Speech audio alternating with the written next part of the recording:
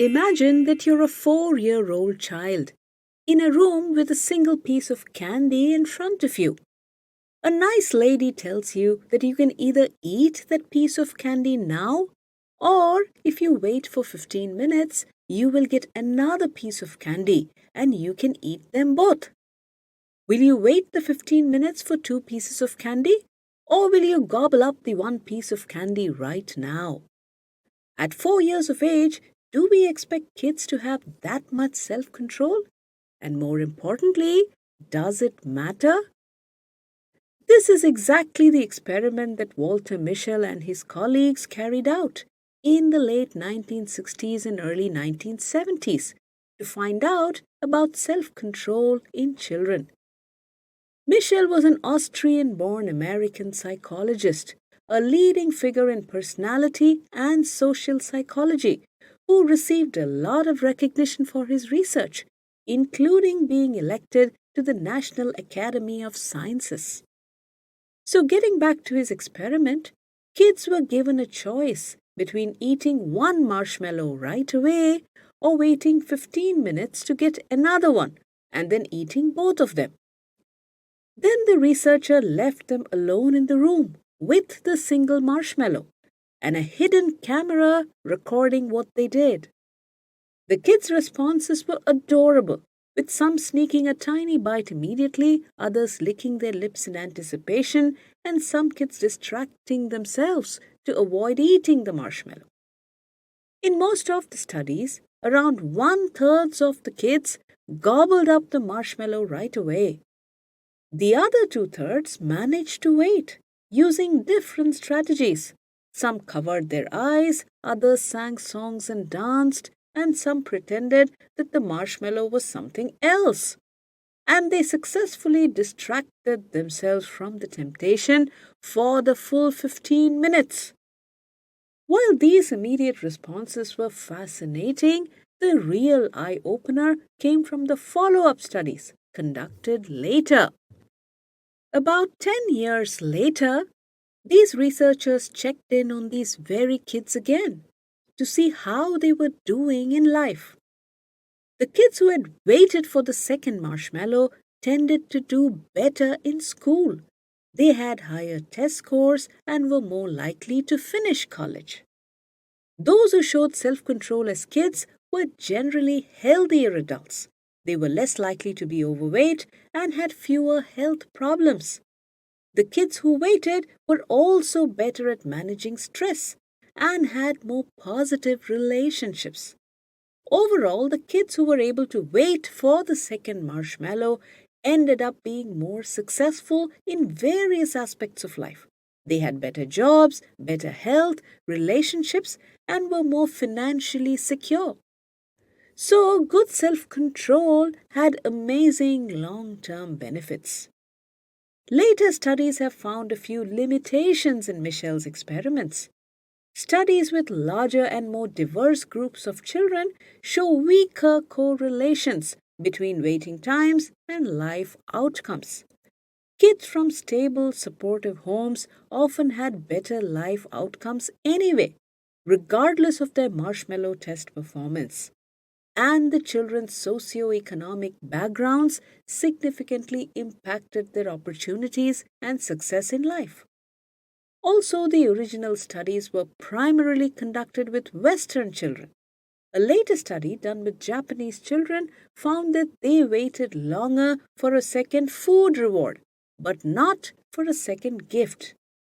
Later studies also found that children who had a habit of waiting for meals at home, regardless of culture, were able to wait longer for the marshmallow because they were used to it.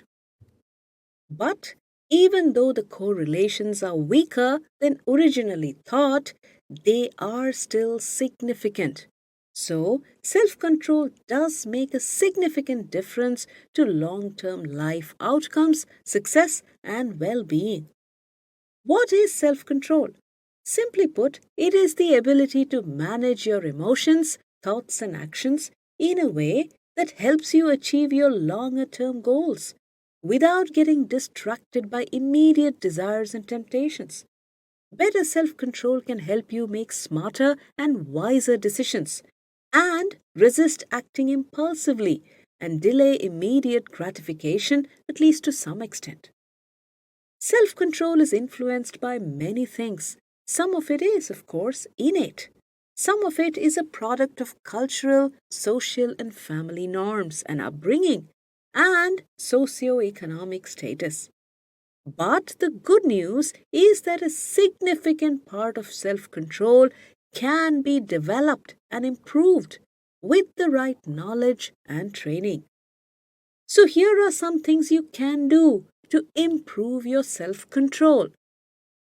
First, taking some cues from the kids in the marshmallow experiments, you can distract yourself from the temptation. Think about something else. If you're tempted to eat a chocolate cake, stop thinking about it. Go out for a walk, watch some TV, listen to some music, or maybe call a friend.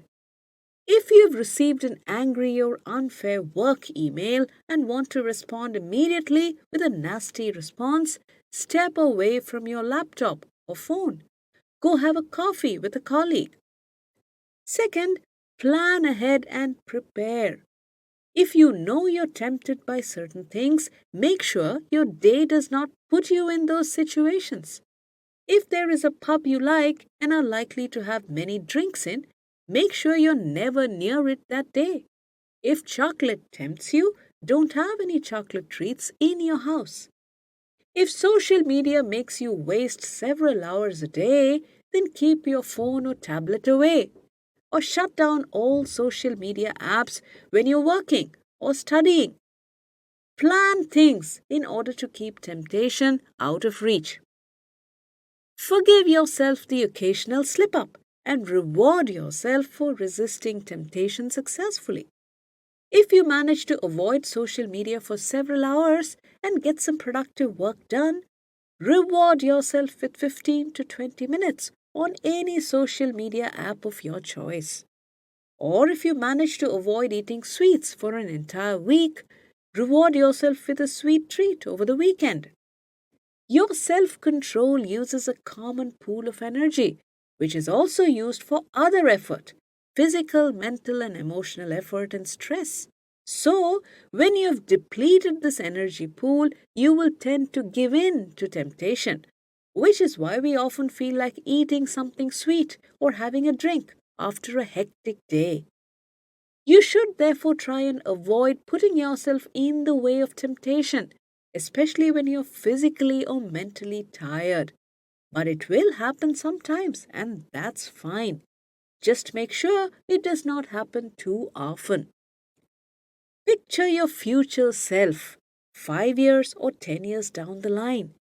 Imagine that future you judging your actions today and having to live with their consequences.